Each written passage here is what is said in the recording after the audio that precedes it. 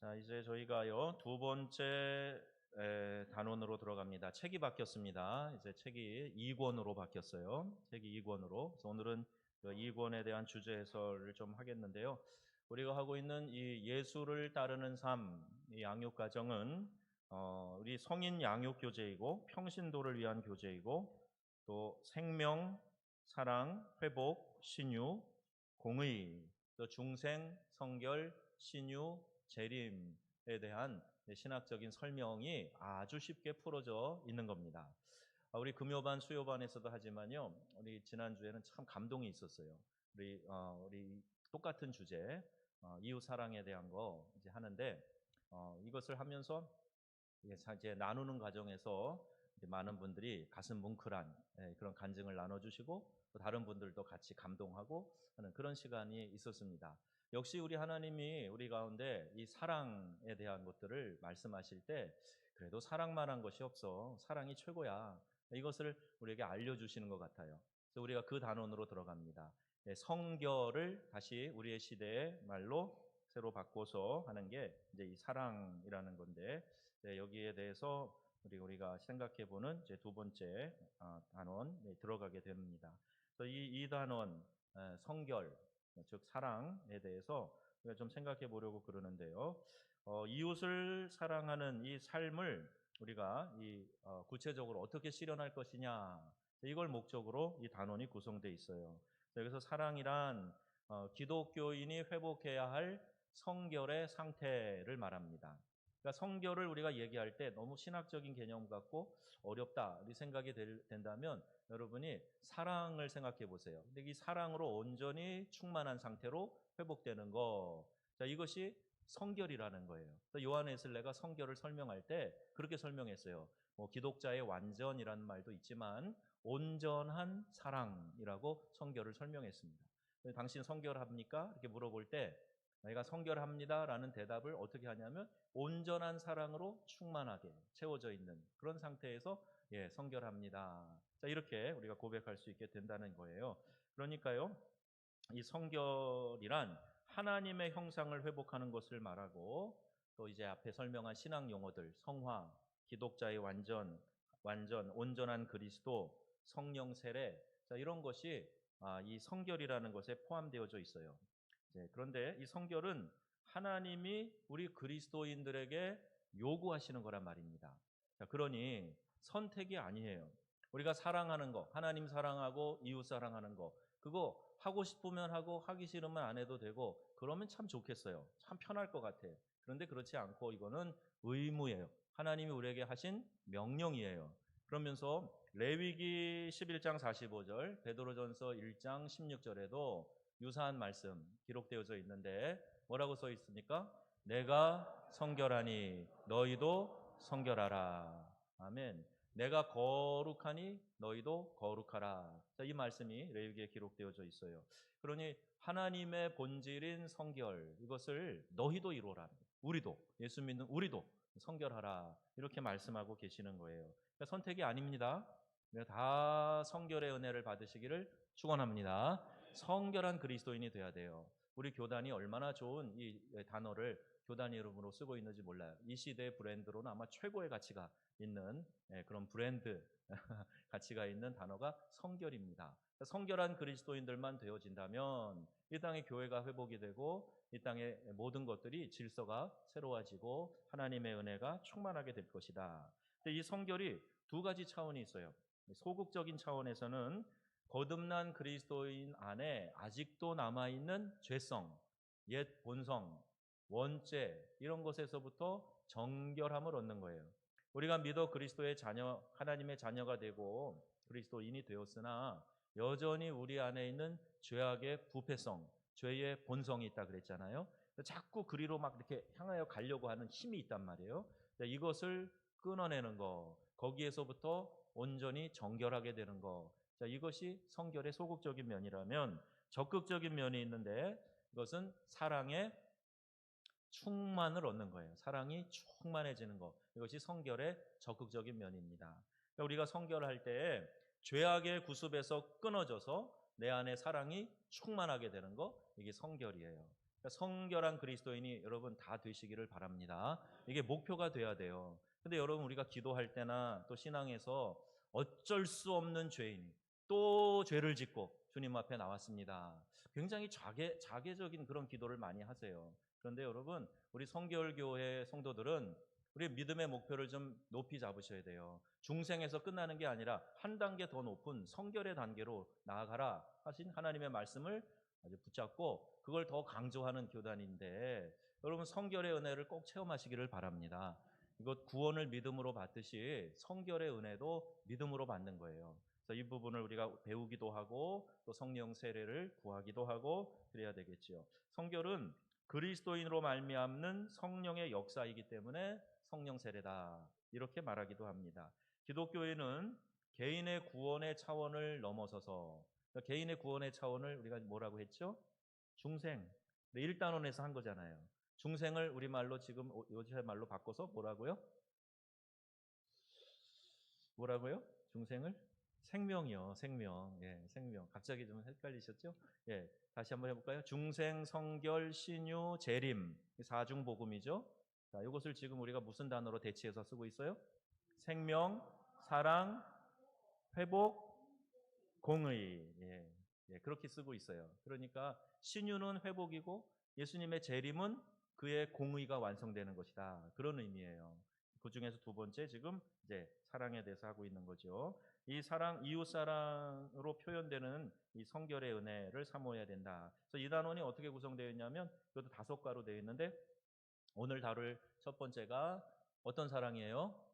비판하지 않는 사랑. 그래요. 다른 일을 비판하지 말고 늘 하나님 앞에서 나를 되돌아보아야 된다 하는 거예요. 야, 요거는 밑줄 친 것만 딱 나오고 뒤에는 내가 설명해야 되는데 그냥 다 나와 버려 가지고 할 말이 없네요. 자, 이가는 어떤 사랑이라고요?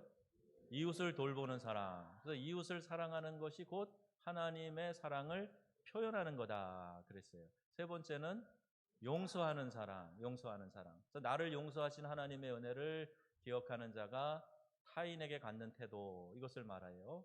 그래서 이것은요, 사실 성령의 능력으로, 성령의 역사로 이것이 가능합니다. 용서하는 사랑은 내 의지로 잘 안 돼요. 내 감정으로 잘 안 됩니다. 조금 노력은 할 수 있어요. 그런데 온전히 용서하고 사랑하고 받아들이는 거, 이것은 성령의 능력으로 가능한 거예요. 그러니까 여러분, 용서도 선택이 아니라 의무예요. 하나님의 명령입니다. 그러니 내 힘으로는 안 되니까 내가 요만한데 그게 다 되겠어요? 그런데 성령의 능력으로 이만해져 가지고 품어야 되는 거 아닙니까? 그러니까 여러분 성령의 능력 가운데 용서하는 사랑이 있어지기를 바랍니다. 자, 네 번째 과는 사랑으로 하나 되는 교회 할 거고 5번째 과 예, 사랑을 행함으로 온전케 되는 믿음에 대해서 이 5과를 이 사랑 단원에서 2단원에서 다루게 됩니다. 물론 이제 그룹으로 모이는 수요반 목요반에서는 6권에 있는 사랑을 또 동일하게 다루게 돼요. 같이 참여하시면 됩니다. 자, 1단원을 통해서 새로운 생명을 얻은 기독교인의 삶을 결단했다면 중생, 즉 생명, 그래서 나는 이제 기독교인으로 살겠다 결단했다면 이 2단원을 통해서 그 생명이 사랑으로 충만해지고 온전해지는 은혜, 이것을 우리가 체험해야 된다 하는 거예요. 여러분 사랑으로 충만해지고 온전해지는 은혜 꼭 체험하시기를 바랍니다. 예수 믿으면 사랑으로 충만해져 가지고 그 온전한 사랑을 이웃에게 보여주고 나누고 베푸는 거, 자, 이거보다 더 멋있는 게 어디가 있겠습니까? 예수 믿는데 여전히 내 안에는 막 이렇게 죄악의 본성들이 들끓고 믿지 않는 사람보다 더 사납고 거칠고 내 안에 용서하지 못하고 풀지 못하고 사랑을 나누고 베풀기는커녕 사랑받고 존경받기에만 급급하고 이렇게 살아가는 건 믿는 생활이 아니에요. 그래서 이런 분들은 내가 정말 거듭난 신자인가 하는 것부터 다시 점검해 봐야 됩니다. 모르고 살다가 때가 돼서 주님 오실 때 난 구원도 받지 못한 사람이 되어가지고 천국에 입성도 못하면 이거보다 더 비참한 일이 어디에 있겠어요. 여러분 꼭 거듭난 신자 되시고 생명을 소유하시고 생명 소유하셨다 하면 거기서 멈추는 것이 아니라 그리스도의 사랑으로 온전해지고 충만해지는 그 은혜를 다 체험하시기를 바랍니다. 자, 이걸 위해서 우리가 이제 공부하려고 그래요. 오늘 1과입니다. 그럼 나눠드린 복사물도 보시고 오늘 교육 주제가 뭐죠? 뭐라고 되어 있습니까?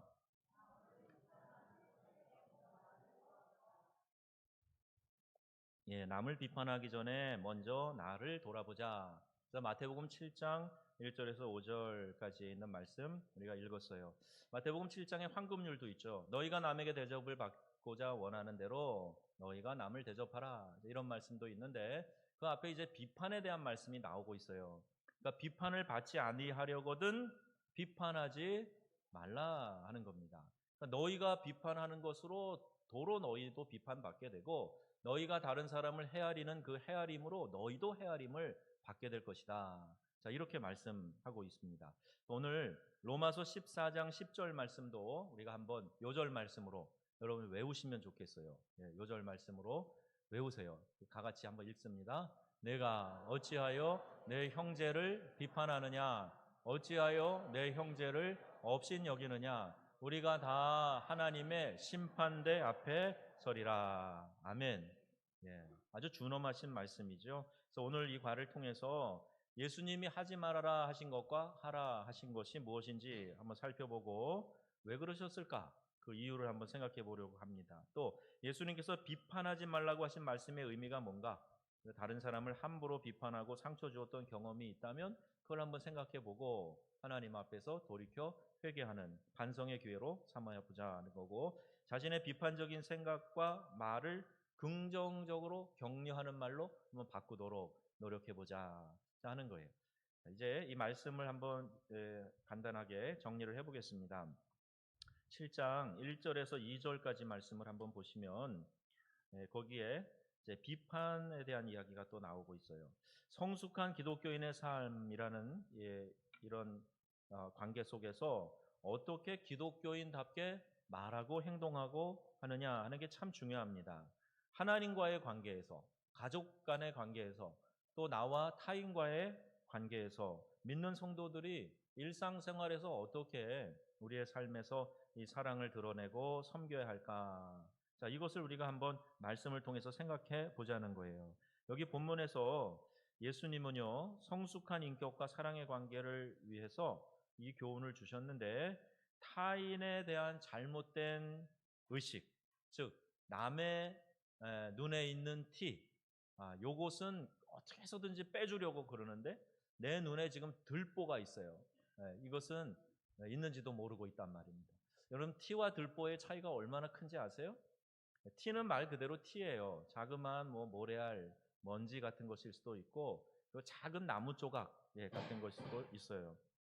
그런데 이런 것이 이 작은 입자가 또는 이런 것이 눈에 그 어떤 사람의 눈에 있으면, 야, 너 그거 거기 뭐 묻었다. 야, 너 거기 뭐가 있네. 야, 그것 좀 없으면 좋겠다. 그걸 불편해하면서 그걸 없애주려고 막 그러는데 내 눈에는 들보가 있어요. 들보는요, 얼마큼 큰 거냐 하면은 집을 받쳐주는 큰 통나무입니다. 통나무집 같은 거 보시면 이렇게 큰 통나무가 위에 이렇게 뭐 이거 지붕을 딱 받치고 있는 거 있잖아요. 대들보 같은 대들보 이렇게 받치고 있는 거. 그게 들보예요. 그러니까 그게 뭐 눈에 들어갈 수는 없지만 큰 거, 큰 결점, 잘못, 허물 있는 사람이 다른 사람의 작은 거, 그거를 좀 불편해하면서 고쳐주려고 하고 또는 비난하는 것을 말합니다. 1절에서 2절에 비판하거나 헤아리지 말라 그랬는데 비판이라는 말의 언어를 보니까 크리노라고 되어 있어요. 크리노.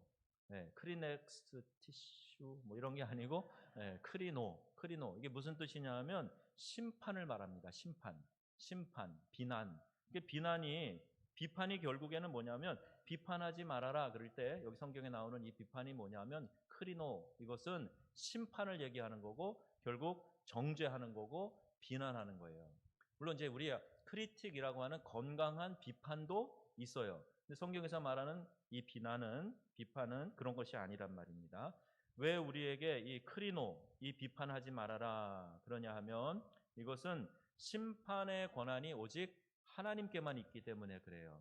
사람이 정죄하고 판단할 수 없고요. 사람은 자기 주관으로 하는 겁니다. 아무리 내가 객관적이라고 그래도 그 객관성이 투명하고 온전하지 않아요. 그러니까 내가 누구를 판단하고 비난해서는 안 된다. 또 너희가 헤아리는 그 헤아림으로 너희가 헤아림을 받는다 할 때 그 헤아림도 판단 혹은 잣대를 말하는 거예요. 쉽게 남을 판단하고 정죄하면 그와 동일한 보응을 받을 뿐만 아니라 오히려 하나님 앞에서 심판을 받게 된다. 이 말씀이 이 준엄한 말씀이 기록되어 있습니다. 야고보서 4장 11절 12절 말씀과 고린도전서 4장 4절에서 5절까지의 말씀을 참고하시면 되겠습니다.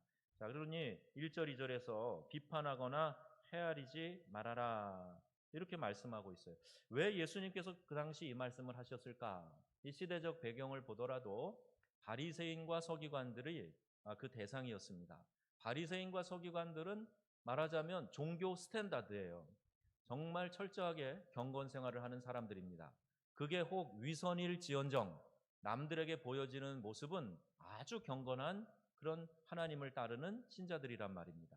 그러니까 일주일에 2번씩 금식도 하죠. 또 어려운 사람들 구제하는 구제 헌금도 하죠. 또 사람들이 다 보는 시장 어귀에서도 손을 들고 기도할 정도예요.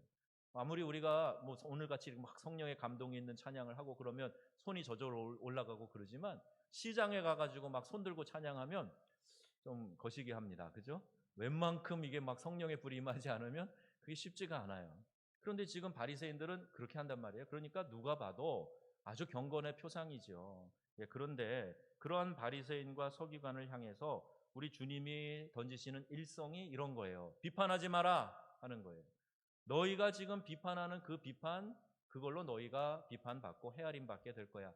자, 이렇게 아무리 내가 경건한 삶을 산다고 자부한다고 할지라도 하나님 앞에서는 우리가 다 죄인이고 용서받은 죄인이고 긍휼을 베풀어야 할 사람들이다 하는 거죠. 그래서 비판하거나 헤아리지 말아라. 그리고 3절에서 5절 보면 들보를 먼저 빼어야 밝히 볼 수 있다 이렇게 말씀하세요. 예수님은요 이 말씀을 통해서 자신에게는 한없이 관대하고 또 타인에게 대해서는 냉혹한 그런 태도, 이런 태도를 가지면 안 된다. 왜 이런 소리가 나지? 왜 그래요? 누가 뭘 만지나요? 그런 거요? 예배 방해하면 안 돼. 아무리 예뻐도 예배 방해하면 안 돼. 꺼버려요. 말씀 전하는데 소리를 자꾸 내면 어떡해요? 네, 그래서 우리가 다른 사람에 대해서는 관대하고 나에 대해서는 오히려 철저한 게 좋아요. 나에 대해서는 관대하고 다른 사람에게 철저하게 하려고 하니까 자꾸 거기에서 비판하는 마음이 생기게 된다는 겁니다. 그리고 여기 그것을 빼내야 밝히 본다 그랬죠? 밝히 본다, 시력을 회복한다, 꿰뚫어 본다 그런 뜻이에요. 그러니까 여러분 오전에도 말씀드렸지만 영안이 가리워져 있으면 하나님이 내 앞에 나타나셔도 모릅니다. 근데 우리가 하나님 존재를 눈으로 보지는 못해도 하나님이 지금 어떻게 움직이시는가 하나님의 손이 느껴지고 보여질 때가 있어요. 아, 하나님이 이렇게 지금 움직이고 계시는구나 보일 때가 있단 말입니다. 그러면 그것을 우리가 아멘 하고 믿음으로 순종하고 따라가야 되는데 이걸 그냥 닫아놓고 하나님이 어떻게 움직이시는지 전혀 관심이 없고 이렇게 하는 것이 영안이 닫혀 있는 거예요. 그러니까 우리가 기도할 때 오늘 새벽에도 했는데 영안이 열리게 하여 주옵소서 이 기도를 해야 됩니다. 하나님의 움직이시는 손을 보게 하여 주옵소서. 그래 하나님 다스리시고 통치하시고 움직이시는 것이 뭔지를 알아야 우리가 함부로 나대지 않고 하나님 앞에서 잠잠하고 침묵하고 하나님이 말씀하실 때 그 말씀을 내가 적용해서 살아가고 몸에 담고 이렇게 할 수 있는 거지요. 이렇게 밝히 보는 영안이 열려고 꿰뚫어 보는 그런 영안이 열려야 된다는 겁니다. 타인의 성장을 바라는 건설적인 비판을 하기 위해서 먼저 자신을 다스려야 돼요. 건설적인 비판, 크리틱은 필요합니다. 제가 이제 호성신학교 3주 만에 가서 어제 잠깐 시간을 내서 이제 했는데 그 얘기를 했어요. 교수 된 자, 학자 된 사람의 특징이 뭐냐 하면 먼저 다른 사람의 글이나 다른 사람이 지금 발표한 이런 내용들에 대해서 날카롭게 비판하는 거예요. 크리틱입니다. 그래서 이것이 문장적으로 논리적으로 어떻게 틀렸고 구조가 어떻게 안 맞고 또 지금 하고 있는 사고가 무엇에 오류가 있다 하는 것을 지적하는 거예요. 그래서 제가 어떤 학회 같은 데 갔더니 복음주의 학회였는데도 불구하고 아주 날선 공방을 하더라고요. 막 날선 공방을. 지금 이제 총회장 되신 우리 중앙교회 목사님, 한기채 목사님이 뭘 하나 교수 시절에 발표를 했어요. 저도 그 자리에 있었는데 총신대 어느 교수님이 막 날카롭게 하십니다. 그러니까 이분도 점잖으신 분인데 자기도 핏대를 세워서 막 날카롭게 거기에 대해서 방어를 하시고 반격을 하시고 그러더라고요. 그러니까 이건 학문하는 자리에서는 필요합니다. 그래서 더 날카롭고 더 정교하고 예리하고 이렇게 논리적으로 맞춰가고 하는 거예요. 이건 필요한 부분이에요. 그런데 비난하는 것은 다릅니다. 이 비난하는 것은 그 사람을 무력화시키는 거예요. 그 사람을 깔아뭉개는 거예요. 그래서 상처를 주는 겁니다. 그러니까 결국에는 아름다운 관계가 아니라 서로가 불편해지는 그런 관계가 되고 공동체의 아픔을 가져오게 되는 겁니다. 우리가 이렇게 스스로를 돌아보면서 철저히 내 자신을 점검하고 아주 순수한 의도, 좋은 의도를 가지고 누군가에게 크리틱 해주지 않는 한 안 하는 게 더 좋아요. 그런 마음이 아니라 나를 드러내는 마음, 혹은 내 주장을 관철시키려고 이렇게 하는 비판이 많기 때문에 이거는 비난이 되기 쉽습니다. 그래서 함부로 우리가 비판하는 거 아니고 이 뒤에도 나옵니다만 이런 방식으로 해야 된다 하는 거 한번 적용해 보면 좋겠어요. 또 우리 말씀 내용 설명에서 사랑으로 하나 되는 신앙 공동체에 대한 것이 나오는데 여기 율법은 판단의 법입니다. 바리새인과 서기관들은 참 고든 사람들이었어요. 그런데 예수님은요, 이런 엄격한 율법과 판단이 아닌 사랑과 긍휼로 백성들을 대하고 있습니다.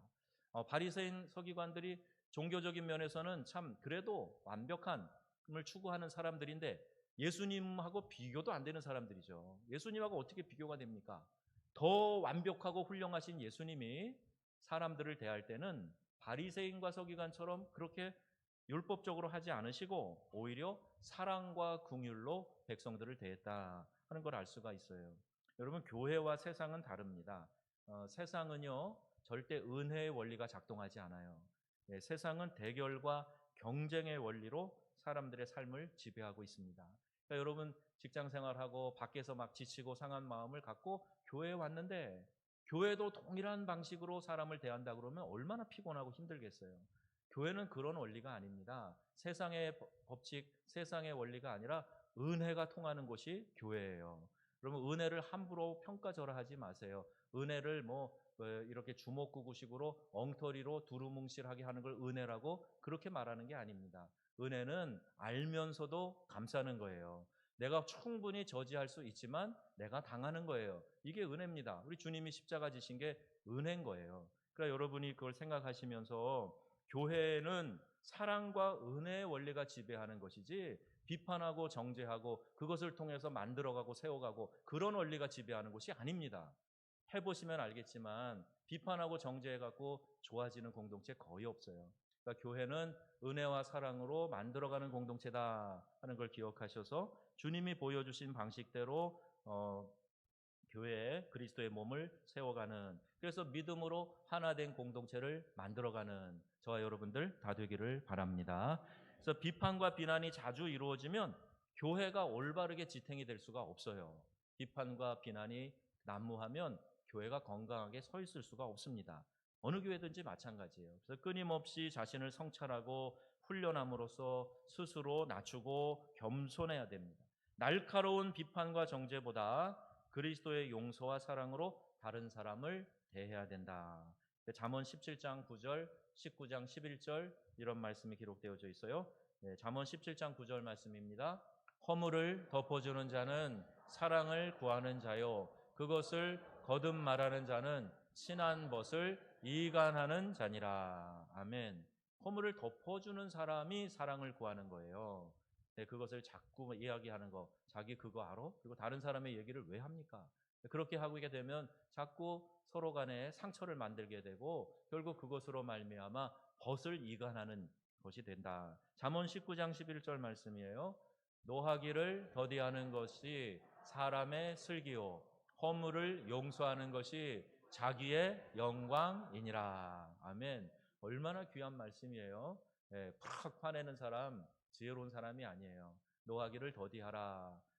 화를 낼 때는 또 화나는 감정을 무조건 누르는 건 아니겠지요. 그런데 정당한 이유로 또 다시 한번 생각해보고 꼭 필요할 때 해야지. 틈만 나면 습관적으로 조금만 건드려지면 파르르 화를 내는 거, 이거 옳은 인격도 아니고 지혜도 아니에요. 근데 허물을 용서하는 것이 나에게도 영광이 된다, 이런 말씀이 있어요. 허물을 용서해주면 그 사람이 그만큼 큰 사람이 되는 겁니다.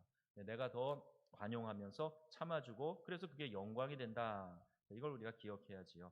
자, 관심 갖기로 가겠습니다. 여러분 교재 보시면 거기 관심 갖기에 이렇게 써 있어요. 난 괜찮은 사람이야.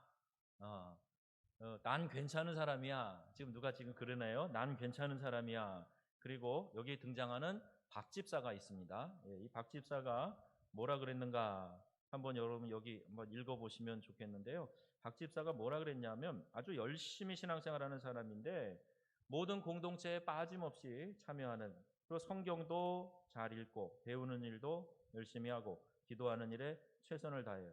그런데 매사에 너무나 주관이 뚜렷한 사람이에요.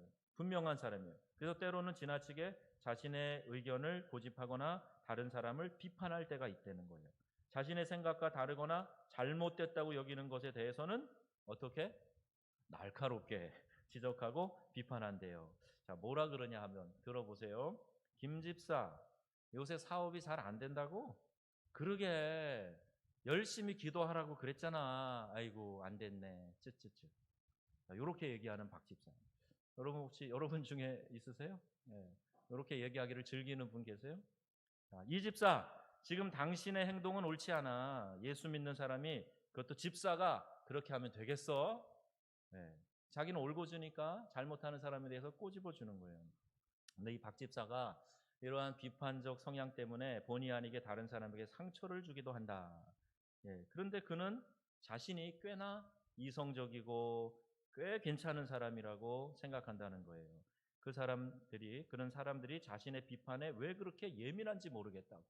이렇게 좋은 비판을 해주면 잘 수용을 해야지 왜 그러는지 모르겠다고 속 좁게 시리. 이렇게 생각하는 거예요. 오히려 그는 잘못한 것을 잘못이라고 얘기하는데 뭐가 나빠? 비판 속에서 사람이 성장하는 거 아니야? 이렇게 반문한답니다. 자, 이제 1번. 여러분이 함께 생각해 보는 거예요. 한번 1번 같이 읽어볼까요?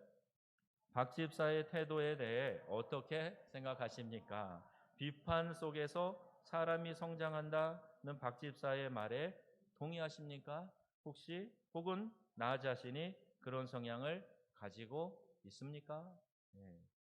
여기도 박 집사님이 계시네요. 네, 박 집사님, 저 박 집사님은 안 그럴 거예요. 네, 저 박 집사님은 안 그러고 여기 나오는 박 집사님, 꽤 자기는 옳았다고 생각하면서 다른 사람에게 함부로 훅훅 들어가는 거예요. 너는 이게 틀렸어. 너는 요걸 고치면 좋겠어. 자, 이러고 나오는 박 집사가 있단 말입니다. 자, 그는 항상 이런 신념을 갖는 거죠. 비판 속에서 성장하는 거야. 내 충고 잘 들어. 자, 이렇게 생각하는 거예요. 여러분 동의가 되십니까? 어떠세요? 1번, 나는 이분의 이 철학이나 이 신앙 참 좋다고 생각한다. 동의한다. 손 들어보세요. 안 계시네요. 자, 2번, 나는 이 사람이 좀 뭔가 부족하고 잘못됐다고 생각한다. 덜 성숙한 사람 같다. 그렇게 생각되는 분 한번 손 들어보세요. 뭐예요? 3번은 없습니다. 1번 아니면 2번. 뭔가 좀 그렇죠? 때론 필요할 수는 있겠으나 이런 식으로 하는 거 가지고는 전혀 도움이 안 된다. 여러분 잘 기억하세요. 이제 티와 들보에 대한 이야기인데 성경은, 우리 주님은 여기에 대해서 뭐라고 말씀하시는가 한번 보시겠습니다. 예수님이 하지 말라고 하신 것과 하라고 하신 것이 무엇인지 한번 찾아 적어보자. 자, 예수님이 하지 말라고 하신 것이 뭡니까? 7장 1절 비판하지 말라. 답을 잘 모르시면 앞에 스크린을 보시면 있습니다. 예수님이 하라고 하신 것은 무엇입니까? 3절에 들보를 빼라. 먼저 너의 허물을 바라봐라. 내가 이렇게 큰 허물이 있다라고 아는 사람은 그래도 하나님이 이 큰 허물을 용서해 주셨다라고 알고 깨닫는 사람은 다른 사람의 작은 허물에 대해서 그렇게 날선 비판하지 않는다는 얘기예요. 예수님이 하신 말씀입니다. 자, 위 질문에서 예수님께서 하지 말라고 하신 이유와 하라고 하신 이유가 뭐라고 생각합니까? 하는 걸 또 묻고 있어요. 하지 말라고 하신 이유가 뭘까요? 2절에 뭐라고 하죠? 내가 하는 비판과 헤아림이 나에게 되돌아오기 때문이다. 여러분은 지금 뭐 좋은 뜻이든 어떤 뜻이든 뭐 내 감정풀이를 하던 누군가에게 이렇게 충고를 던지고 잘못하고 있다고 얘기하는데 언제 보니까 나도 그러고 있는 거예요. 그 말을 하고 있는 나 자신도 그랬고 지금도 그게 다 끝나지 않아 또 그런 습관이 나오고 그럼에도 불구하고 다른 사람에 대해서 이게 틀렸다고 이거 고치라고 그러고 있다는 얘기입니다. 그래서 그 비판과 헤아림이 다시 나에게로 돌아온다는 거예요. 그리고 공동체의 분위기가 누군가를 자꾸 지적해주는 분위기가 되면 자꾸 그것이 커져서 서로 지적하고 비난하고 하는 일들이 더 심해지게 되는 거예요. 그래서 예수님이 이렇게 하라고 그러셨어요. 5절에 뭐라고 그러셨어요? 그 후에야 밝히 보고 형제의 눈 속에서 티를 뺄 수 있기 때문이다. 그 후가 어떤 후죠? 내 눈에 뭐를 제거하고 들보를 먼저 제거하고 내가 하나님 앞에서 부끄러운 것들 이런 것들을 먼저 회개하고 돌이키고 그리고 정말 순수한 사랑의 마음 가지고 비로소 이것을 할 수 있게 된다. 이 말씀을 해주시고 있는 거예요. 자, 그러면 이제 우리가 적용해야 되겠죠. 반성하기 한번 보세요. 반성하기 뭐라고 되어 있습니까? 거기에 들보를 빼내라. 들보를 빼라. 네, 그리고 야고보서 4장 12절 말씀을 하시면서 다른 사람을 비판하지 말라고 하신 의미가 여기 기록되어져 있어요. 자, 4장 11절 앞에 보시면서 함께 읽겠습니다. 형제들아 서로 비방하지 말라. 형제를 비방하는 자나 형제를 판단하는 자는 곧 율법을 비방하고 율법을 판단하는 것이라. 내가 만일 율법을 판단하면 율법의 준행자가 아니요 재판관이로다. 아멘. 재판관이 누구시죠? 하나님 한 분이세요. 그런데 네가 율법을 가지고 이렇게 비방하고 판단하고 그러면 너는 율법을 지켜 행하는 사람인데 네가 지금 재판관 노릇을 하냐? 자, 이 말씀인 거죠. 그래서 성제들아 서로 비방하지 말아라. 네, 서로 비난하지 말아라. 이렇게 말씀하고 있는 겁니다. 선과 악 그리고 옳고 그른 것 이것을 분별하되 사람을 함부로 판단하거나 정죄해서는 안 된다는 거예요. 그래서 그 사람의 입장에서 이해하려는 노력을 좀 많이 해야 됩니다. 누군가에 대해서 불평이 좀 생기거든 그분의 입장에서 한번 서보는 거예요. 또 우리 속담에도 그 사람의 신을 신어보지 않고는 그 사람에 대해서 이해할 수 없다. 그러죠. 그러니까 이것이 그 사람 앞에 서는 understand 하는 거예요.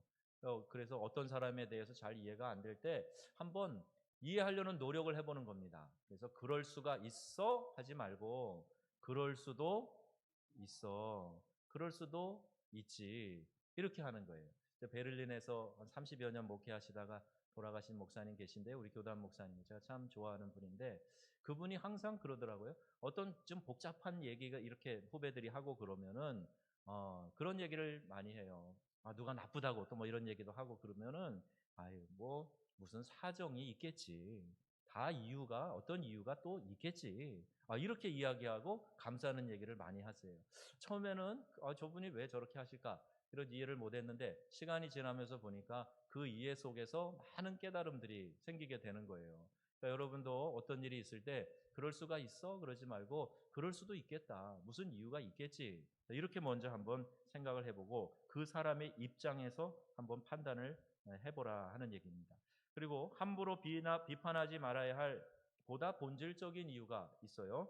로마서 2장 1절, 14장 10절 말씀인데 로마서 2장 1절 말씀을 한번 먼저 보겠습니다. 그러므로 판단하는 사람아 누구를 막론하고 내가 핑계하지 못할 것은 남을 판단하는 것으로 내가 너를 정죄함이니 판단하는 내가 같은 일을 행함이니라. 14장 10절 다시 한번 읽겠습니다. 내가 어찌하여 내 형제를 비판하느냐 어찌하여 내 형제를 업신여기느냐 우리가 다 하나님의 심판대 앞에 서리라. 아멘. 자, 그러니 함부로 비판하지 말아야 될 본질적인 이유 뭡니까? 인간은 죄인이기 때문에 올바르고 공정한 심판자가 될 수 없다는 겁니다.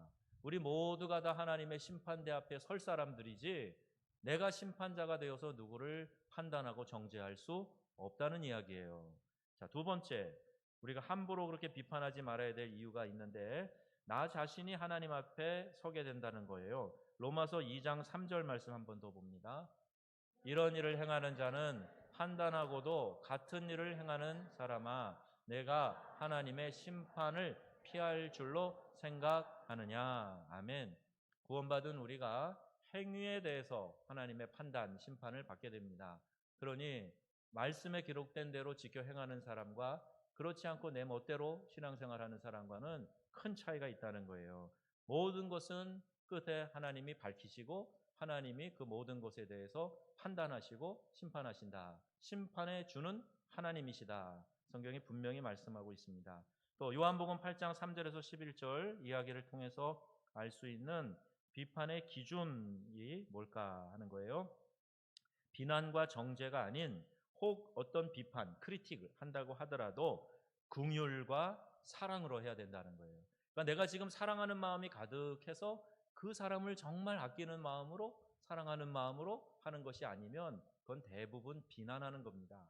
그러니까 정말 그 사람을 위해서 유익하게 되도록 쓴소리를 한마디 하고 싶으면 먼저 사랑으로 내 마음을 충만하게 하고 그 사람에 대한 존중과 사랑을 가지고 이야기해야 그 사람에게 이 건전한 그를 좋게 만들어주는 건전한 비판을 하는 거예요. 그 사랑도 없이 비난을 퍼부으면서 나는 지금 건강한 건전한 비판을 하고 있다라고 생각하는 사람이 이 박집사란 말입니다. 그 사랑이 충만하면 알아요. 그래서 고맙게 생각하는 겁니다. 예. 그래서 나의 허물을 말해주는 사람은 나의 스승이다. 이런 이야기도 하지 않습니까? 나의 숨겨진 들보가 무엇인가? 잘못된 판단 혹은 비판 때문에 다른 사람에게 상처를 주거나 받은 경험은 있는가? 이걸 한번 우리가 생각해 보면 좋겠어요. 자, 여기에 이 말씀이 기록되어져 있는데 여기 이 말씀이 어떤 본문인가요? 요한복음 8장 3절에서 11절까지 말씀이죠. 비난 정죄가 아닌 긍휼과 사랑으로 해야 된다 하는 것을 예수님이 직접 본을 보여주신 그 사건입니다. 서기관과 바리새인들이 음행 중에 잡힌 여자를 끌고 와서 예수님 발 앞에 끌어앉히고 지금 막 의기양양하게 하는 거예요. 선생이요, 이 여자가 간음하다가 현장에서 잡혀왔습니다. 모세의 율법에 의하면 이런 여자는 돌로 쳐서 죽이라 그랬는데 선생님 어떻게 말하실 거요? 이렇게 지금 이렇게 지금 표독스럽게 그리고 막 의기양양하게 분을 내면서 자기들이 공의를 실천하는 재판관인 것처럼 이러고 다가와서 예수님에게 말하고 있는 거예요. 자, 여러분 이런 사람들이 있잖아요. 근데 대부분요 올곧은 사람이 또 이런 일을 많이 해요. 잘못됐다는 거예요. 자, 그리고 이 사람을 정말 현장에서 잡아 끌고 왔으니 이건 꼼짝달싹 하지 못하게 되겠죠. 변명도 필요가 없겠죠. 분명한 이제 현행범이에요. 그런데 율법에는 이 여자를 돌로 쳐 죽여라 그랬는데 예수 선생님 당신은 어떻게 지금 판단하실 겁니까? 그랬어요. 근데 예수님이 허리를 굽혀서 땅에다가 뭐를 한참 동안 써요. 그러니까 사람들이 뭘 쓰나 이러고 보고 있어요. 그 사이에 잠깐 마음이 가라앉았겠죠. 그러나 뭐 그거 대단한 건 아닐 거예요. 예수님이 무엇을 쓰셨는지는 성경에 없어요. 학자들이 뭐 여러 해석들을 합니다. 재미난 해석도 많아요. 그런데 어떤 사람, 그 사람 한 명 한 명의 이름을 쓰고 그 사람의 죄목을 다 썼다. 뭐 이런 얘기도 있어요. 그런 내용은 성경에 없으니까 일단 차지하고 잠깐의 시간을 둔 다음에 예수님이 하신 말씀이 너희 중에 죄 없는 사람이 먼저 돌로 치라 말씀하셨어요. 그러니까 이제 철든 나이가 지긋한 어른들로부터 시작해서 돌을 하나씩 하나씩 버리고 갔다. 너를 정죄하던 자들이 다 어디 갔느냐? 아무도 없느냐? 나도 너를 정죄하지 않으니 가서 다시는 죄를 짓지 말거라. 이렇게 말씀하셨어요. 이게 사랑이고 긍휼입니다. 여러분 예수님이 이렇게 본을 보여주셨고 우리가 그렇게 살아가라고 말씀하고 계시는 거예요. 이 본을 잘 따라야 됩니다. 자, 나의 숨겨진 들보가 무엇인가? 우리가 한번 생각해 보면서 이 들보를 먼저 제거해야 된다. 함께 읽기 있죠. 여기 우리가 함께 많이 보았던 글인데요. 프로크루스테스라는 한 강도가 있어요. 교활한 강도인데 프로크루스테스라고 하는 사람이 그 마을을 자기 영역을 지나가는 나그네를 잡아다가 자기가 만든 침대에다가 눕히는 거예요. 그래가지고 그 침대보다 길면 잘라서 죽이고 침대보다가 작으면 늘려가지고 죽이고 그러는 거예요. 그러니까 자기의 잣대를 만들어 놓고 여기에 사람들을 갖다가 맞추려고 하는 거예요. 이런 고집스럽고 오만하고 융통성 없는 사람이 바로 프로스쿠테스라고 하는 이런 별명을 붙이는 겁니다. 그래서 프로스쿠테스의 침대에 그러면 이렇게 오만하게 자기의 기준으로 모든 것을 마치려고 하는 그런 사람을 상징하는 말이 된 겁니다. 자, 그 다음에 함께 읽기가 있는데 우리 같이 읽어보겠습니다. 남을 함부로 비판하는 사람의 심리적 특징은 이런 거라는 거예요. 자, 이거는 이제 모든 심리학자들 또 연구자들의 공통적인 견해를 묶어서 이렇게 이야기하는 거겠죠. 우월감이 뭐죠? 다른 사람보다 내가 더 낫다는 생각. 우월감을 가진 사람은 자기보다 못한 사람을 무시한다.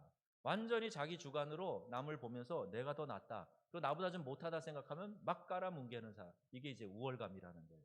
의인의식이 뭡니까? 의인의식. 함께 읽어보겠습니다. 나는 옳은데 내가 틀렸다고 생각하는 것. 이런 사람은 아무리 말씀을 들어도 자기와 관계 없다고 생각한다. 이사야 6장 9절을 나중에 읽어보세요. 이기주의는 뭡니까? 다른 사람이야 어떻게 되든 상관하지 않고 자기 자신이나 자기가 속해 있는 작은 집단의 이익만을 생각하고 행동하는 것을 의미한다. 요새 집단 이기주의도 참 많은데요. 이기주의가 이런 겁니다. 나의 유익만 생각하는 거예요. 열등감은 뭐냐 하면 열등감이 있는 사람은 비판을 함으로써 자기 만족을 얻어보려는 심리가 강하게 작동되는 사람이에요. 그러니까 내가 열등감이 많으니까 다른 사람을 자꾸 비판하고 공격하는 거예요. 그러니 여러분 열등감의 소치다라는 걸 생각해서 누군가를 막 공격하는 본능이 많은 사람을 긍휼히 여기셔야 됩니다. 그래서 우리가 그를 더 사랑으로 감싸줘야 돼요. 더 사랑으로 따뜻하게 해줘야 돼요. 그러면 그런 공격 본능이 줄어들게 되는 거죠. 또 이런 사람은 타인의 장점이나 능력을 인정하지 않고 자신의 기쁨이나 은혜를 다른 사람과 나누지도 않는다. 이걸 한번 같이 천천히 집에서 또 읽어보시고 마지막 응답하기입니다. 응답하기가 이제 적용과 같은 건데요. 이렇게 한번 자아성찰을 해보십시다. 여기 나와 있는 질문에 대해서 각각 자기가 답을 달아보는 거예요. 자, 1번 한번 보세요. 나는 다른 사람을 외모로 판단한 적이 있다. 그 외모는 능력, 재능, 물질, 명예, 학력, 생김새 이런 것으로 늘 그렇게 판단한다. 그럼 그렇다. 잘 모르겠다. 그럴 때도 있고 아닌 것 같다. 그러면 두 번째. 아니다. 그러면 세 번째. 각자 한번 표시를 해보세요. 자기 걸로.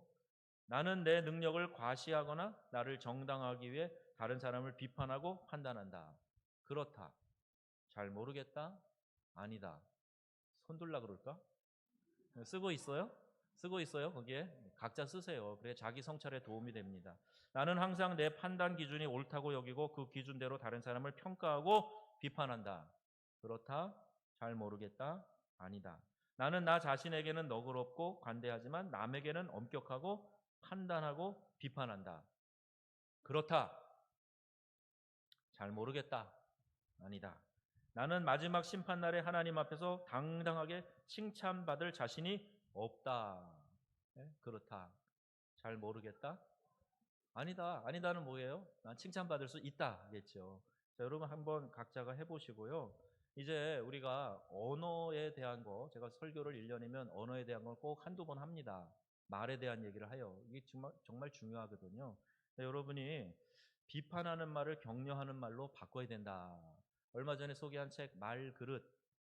제 아내가 지금 열심히 읽고 있는데 말그릇. 그것도 우리가 말을 좀 아름답고 예쁜 그릇에 담으면 좋겠다. 그래서 말하는 것에 대한 훈련이 필요하다는 얘기인데요.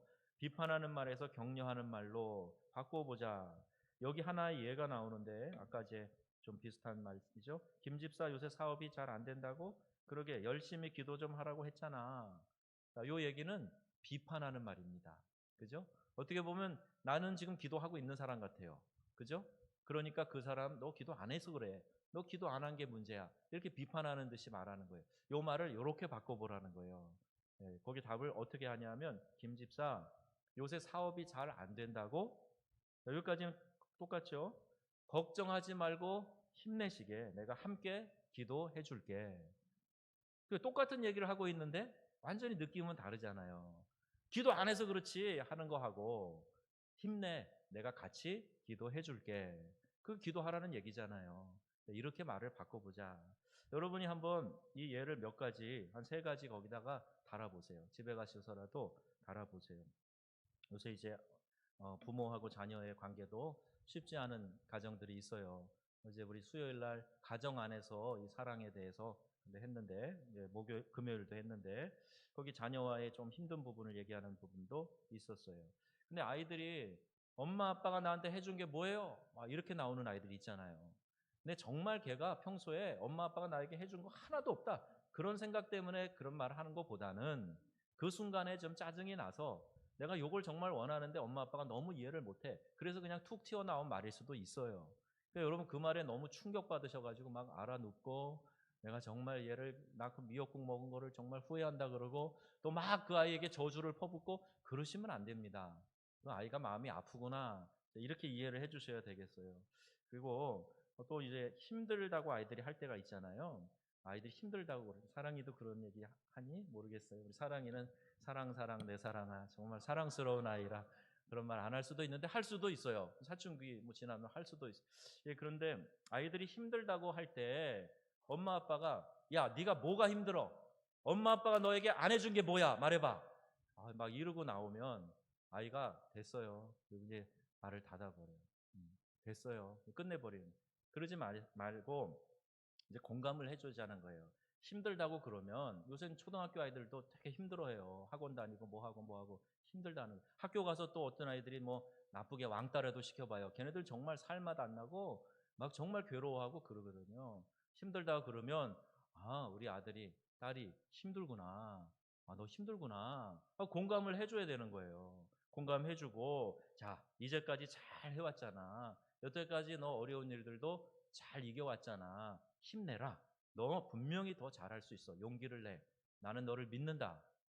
자, 이 말을 해주면 아이가, 그치, 사랑아? 힘이 생기잖아요. 사랑도 더 생기고, 힘이 생기고. 근데 뭐가 힘들어? 뭐 안 해준 게 뭐야? 뭐 이렇게 하면 아이가 됐어요. 그리고 끝나는 거예요. 여러분, 말을 바꾸면 똑같은 의미를 전달하지만, 그러나 효과는 완전히 다릅니다.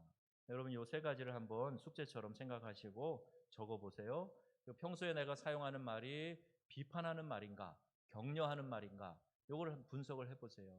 내가 비판하는 말이 많다. 특히 남편에 대해서 혹은 아내에 대해서 하루 종일 일하고 돌아왔는데 집에 이게 반찬이라고 내놨어? 뭐 이렇게 하시면 안 되고요. 그 중에 맛있는 거 있으면 그거 맛있게 드시면서 그것만 맛있다고 하세요. 그러면 알아요. 이건 맛이 없구나. 금방 알아요. 그거 맛있다고 해줄 수 있잖아요. 남편이 수고하고 돌아왔는데 아내가 그냥 무조건 투정만 하지 말고 오늘 고생했다고 수고했다고 그렇게 좀 격려해 주면 남편이 더 힘이 나고 내가 더 가정을 위해서 더 수고해야 되겠다. 그런 황소 같은 우직한 마음 대부분의 남편들이 다 같습니다.